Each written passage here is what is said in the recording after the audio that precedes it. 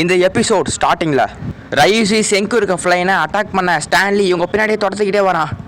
இவங்கள முடிஞ்ச அளவுக்கு அவனை அட்டாக் பண்ண விடாத மாதிரி டாச் பண்ணிக்கிட்டே இருக்காங்க. குருவியை கூட சரியாக சுட தெரியாத நம்ம செங்கு கையில் மிஷின் கன்னை வச்சுருக்கான். ஆனால் உண்மையான கன் ரையூசி கிட்ட தான் இருக்குது. செங்கு கையில் இருக்க மிஷின் கன் உண்மையான கன் கிடையாது, அது ஒரு போலியான கன்று தான். ஏன் இவங்க இந்த மாதிரி பண்ணுறாங்கன்னா, ஸ்டான்லிக்கு இவங்க கையில் மிஷின் கன் இல்லாத விஷயம் தெரிஞ்சுதுன்னா அவன் ஈஸியாக இவங்கள ஷூட் பண்ணிவிடுவான். அதனால தான் இவங்க கையில் மிஷின் கன் இருக்க மாதிரி ஃபேக்காக காமிச்சிக்கிறான். செங்குவும் ரைஸியும் இப்போ தான் புதுசாக வானத்தில் பறக்க ஆரம்பிக்கிறாங்க. ஆனால் ஸ்டான்லி காலகாலமாக ஒரு மிலிட்ரி ஃபைட்டர் ஜெட் பைலட்டாக இருந்தவன். அதனால் செங்குவும் ரைஸியும் ரொம்ப கவனமாக இருக்கணும். ஆனால் ரொம்ப நேரம் ஆகி போயிடுச்சு. ரெண்டு பேருமே ஒருத்தருக்கு ஒருத்தர் அட்டாக் பண்ணுற மாதிரி தெரியல. ரெண்டு பேருமே வானத்தில் ரொம்ப நேரமாக வட்டம் போட்டுக்கிட்டே இருக்காங்க. இந்த ஃப்ளைட் ரொம்ப வேகமாக பறக்கிறதுனால ஜி ஃபோர்ஸ் ரொம்ப அதிகமாக அப்ளை ஆகுது. இது செங்குக்கு ரொம்ப கஷ்டமாக இருக்குது. அதே சமயம் அந்த ஜி ஃபோர்ஸ்னால இந்த ஃப்ளைட்குள்ளே இருக்க நட் போல்ட்லாம் உடைய ஆரம்பிக்குது. நல்ல வேலையாக அதை சரிப்படுத்த ஃப்ளைட்குள்ளேயே செங்கு இருக்கான். அதனால் எந்த ஒரு பிரச்சனைனாலும் செங்கு பார்த்துப்பான். அப்போன்னு பார்த்து ஸ்டான்லி இவங்க பின்னாடியே ரொம்ப நெருக்கத்தில் வந்துட்டான். ஒருவேளை ஸ்டான்லி மட்டும் இவங்க பறக்கிற ஃப்ளைட்டோட வால் பகுதியை பார்த்து ஷூட் பண்ணானா இவங்க கதை அங்கேயே முடிஞ்சு போயிடும். ஆனால் இவனுங்க வானத்தில் யூட்டர்ன் போட்டு ஸ்டான்லி பறக்கிற ஃப்ளைட்டுக்கு பின்னாடி வந்துட்டானுங்க. இப்போது ஸ்டான்லியோட ஃப்ளைட்டை இவங்க லாக் பண்ணி வச்சுட்டாங்க. அப்போ இவனை ஷூட் பண்ண போக திடீர்னு ஸ்டான்லியை வானத்தில் எங்கேயோ மறைஞ்சு போயிட்டான். அவனை எங்கே பார்த்தாலும் காணோம். எங்கே இவன் காணாமல் போனான்னு பார்த்தா இவங்க பறக்க ஃப்ளைட்டுக்கு மேலே போயிட்டு இருக்கான்.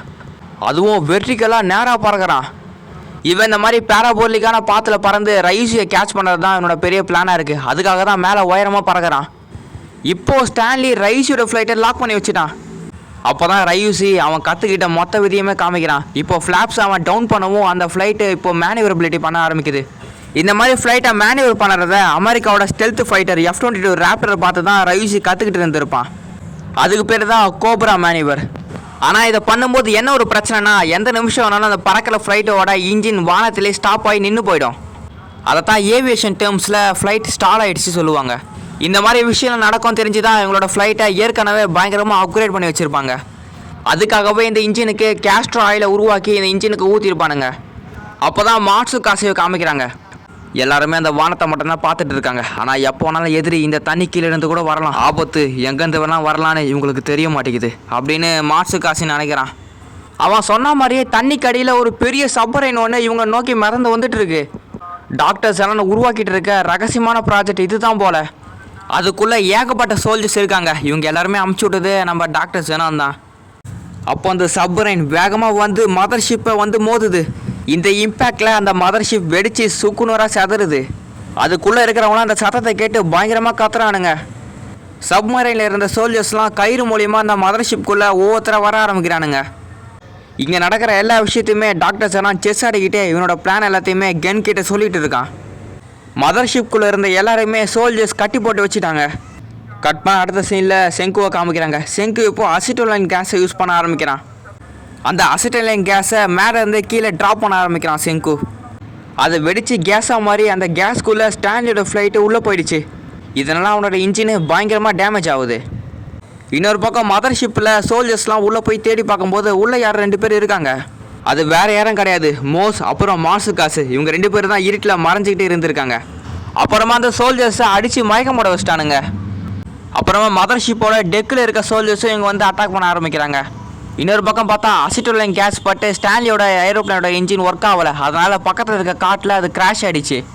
அப்போது செங்குவும் கையில் இருக்க அசிட்டோலைன் கேஸை இவனோட ஃப்ளைட்டில் தெரியாமல் போட்டுட்டான். அதனால் இவங்களோட ஃப்ளைட்டும் ஒழுங்காக ஒர்க் ஆகலை. அப்புறம் பார்த்தா ஸ்டான்லி ஃப்ளைட் எங்கே கிராஷ் ஆச்சோ அதே இடத்துல இவங்களோட ஃப்ளைட்டும் கிராஷ் ஆகிடுச்சு. அப்புறமா தான் தெரியுது இவ்வளோ நேரம் அந்த ஃப்ளைட்டை ஓட்டாது ஸ்டான்லி கிடையாது, அதுக்கு பதிலாக வேறு யாரோ பொண்ணு தான் அந்த ஃப்ளைட்டை ஓட்டிகிட்டு இருந்திருக்கு. அப்போது உண்மையான ஸ்டான்லி எங்கே பார்த்தா அவன் ஷிப்பில் தான் இருக்கான்.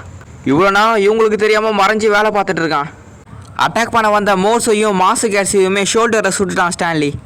ரெண்டு பேரும் வலி தாங்க முடியாமல் அதே இடத்துல கீழே விழுந்துட்டாங்க. இந்த இடத்துல ஸ்டான்லி ஒரு தரமான செய்கையை பண்ணிட்டான் தான் சொல்லணும். அப்போ திடீர்னு ஜெனான் முகத்துக்கு முன்னாடி அவ்வளோ பெரிய கத்தி நீட்டான் சுகாசா. இதை ஜெனான் எதிர்பார்க்கவே இல்லை. பயத்தில் ஜெனானுக்கு கண்மொழிலாம் பிதுங்கி வந்துடுச்சு. ரெண்டு பேரோட டீமே இப்போது செக்மேட் ஆகிடுச்சு. சுகாசா கையில் டாக்டர்ஸ் எல்லாம் மாட்டிக்கிட்டு இருக்கான். அதே சமயம் ஸ்டான்லி கையில் மதர்ஷிப்பில் இருக்க எல்லாருமே மாட்டிக்கிட்டு இருக்காங்க. இதில் யாருக்கு என்ன ஆக போகுதுன்னு அடுத்த எபிசோட தான் நம்மளுக்கு தெரியும். சரி, ஓகே கைஸ், இதோட இந்த எபிசோடு முடியுது. உங்களோட வேறு ஒரு எபிசோடில் பார்க்குறேன். அது வரைக்கும் பாய். சப்ஸ்கிரைப் பண்ணாதங்க, உடனே சப்ஸ்கிரைப் பண்ணுவீங்க கைஸ்.